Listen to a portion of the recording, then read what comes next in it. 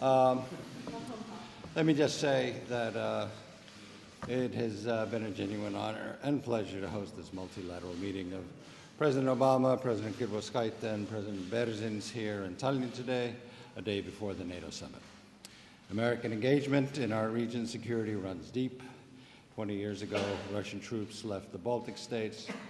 10 years ago, Russian troops we joined NATO, and we've reached all of those historic milestones thanks to very strong U.S. support and leadership. Our defense and security cooperation is extremely close. We appreciate the immediate steps that the United States has taken to demonstrate solidarity with our three countries, with Poland and Romania. In the past months, we have seen an increased U.S. air, ground, and naval presence in our region, as well as an enhancement of scheduled exercises. The four of us share a common vision and goals for the upcoming NATO summit. We face a completely new security situation in Europe, and we're pleased that this is reflected in many of the summit's documents. We expect the summit to adopt the Readiness Action Plan that will guide allied nations for years to come through a set of practical steps and measures of reassurance and deterrence. We expect it to provide a solid framework for allies to contribute to a stronger NATO presence on its eastern border. Maintaining a persistent presence in this region should include, among other things, increasing the readiness of the multinational core Northeast in Poland, and giving it more responsibilities for matters of collective defense. This would help facilitate NATO's rapid reaction in our region and bolster security on NATO's periphery. A good part of our discussion today obviously focused on Ukraine. We need to think about what more can be done to support this country. Estonia has doubled its humanitarian and development assistance and is looking for ways to do more, including assisting wounded soldiers from Ukraine here in our rehabilitation center. But we should not forget about the other so-called Eastern Partnership countries. Countries like Georgia and Moldova should not be left on their own as we focus on Ukraine. They must have the right to make their own decisions, their own security arrangements and alliances. Continued U.S. support for these countries' engagement in the region is of vital importance. We also believe in maintaining a strong transatlantic link in other areas such as cyber and energy security. Over the past year, our cooperation on cyber issues has strengthened and now covers many areas on both civilian and military levels.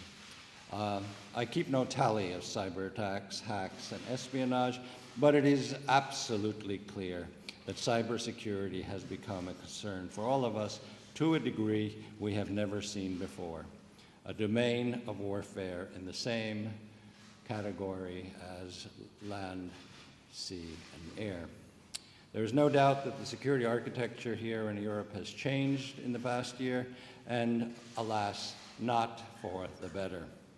How it will look in a year is difficult to predict, given the unpredictability of so many of the actions we have seen.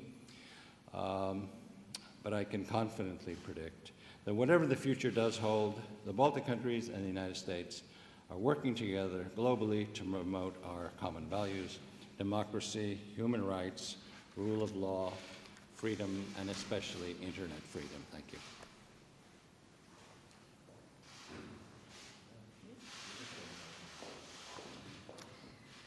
So we had important meeting because we do have in our region today American president, and this means a lot, not only for our region and security of our region, but a signal before the summit, NATO summit, for all Europe.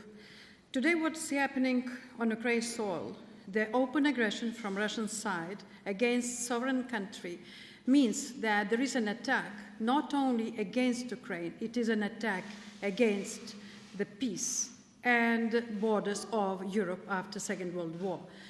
Why?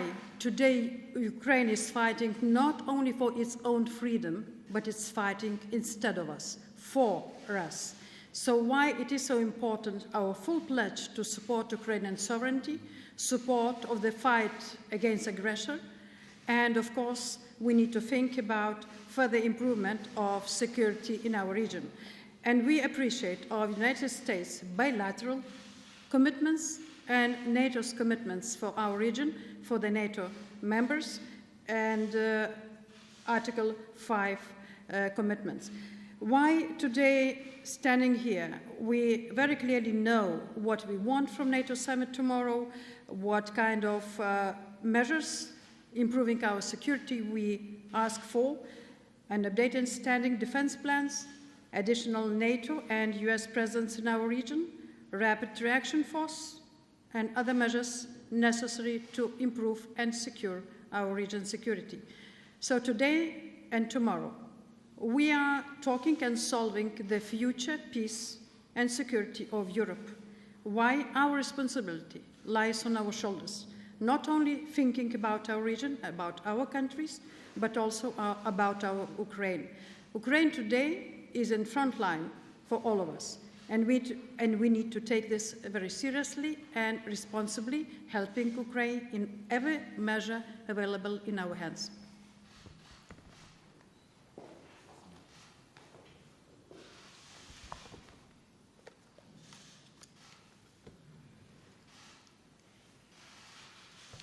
Thank you, President Ilves, for the warm welcome. President Obama, welcome to the Baltics. At the beginning, I condemn the killing of American Steven Sutcliffe and express my condolences to his family and friends. We express our support and solidarity with the US in the fight with terrorists in Iraq and elsewhere. Today's meeting proves the strategic partnership of the Baltic states and the United States. Last year we met at the White House.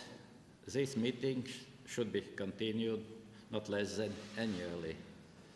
Security cooperation based on shared values is the foundation of our relations. I thank President Obama for the American leadership. Your support the European Reinforcement Initiative is very important for our region's security. I'm confident that the US Congress will pass it without delay. I commend the US in providing troop presence in the Baltic region. We would like to see the US troops and equipment in Latvia as long as necessary. We support US efforts to consolidate firm international response against Russia's invasion in Ukraine. We must realize that to stop further aggression, solidarity and speaking with one voice is a key.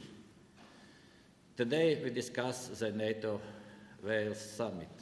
The summit will need a clear message about reinforcing collective defense. We will accept concrete measures to ensure troop presence, infrastructure and command structure in the Baltic region. Transatlantic relations and the US presence in Europe is crucial for the Euro-Atlantic security. Europe too has to invest more in defense. Latvia will increase defense spending to 2% of GDP by 2020. The Parliament of Latvia has passed a special law on it. Answering the challenge of information war, Latvia will host the NATO Center of Excellence for Strategic Communication. During the summit, we will discuss what NATO can do together to eradicate the greatest source of terrorism in the Middle East, militant fighters of the Islamic State. Together we go ahead with the Baltic-US cybersecurity partnership that we started last year in Washington. We reaffirm our commitment to the strategic transatlantic trade and investment partnership negotiations. We need to work as fast as possible to enable the signing of this agreement. We wish to develop a real transatlantic bond between Europe and the US on energy. Recent developments in Ukraine are a further proof of the urgency to reduce dependency on one supplier.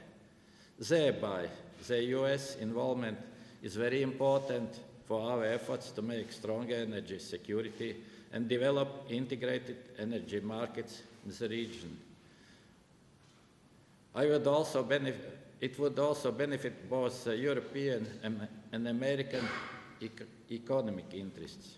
I'd like to convey my gratitude to our friends and partners for the significant contribution and support in opening the OECD membership talks with Latvia. The Baltic states and the US have a shared interest in supporting economic development and good governance in the EU Eastern Partnership countries and in Central Asia. This will be main priority during Latvia's presidency in the Council of the EU next year. Finally, I would like to stress that the Baltic states and the US are natural partners bound by a shared belief in democratic governance, the rule of law, and respect for human rights and civil liberties. Thank you.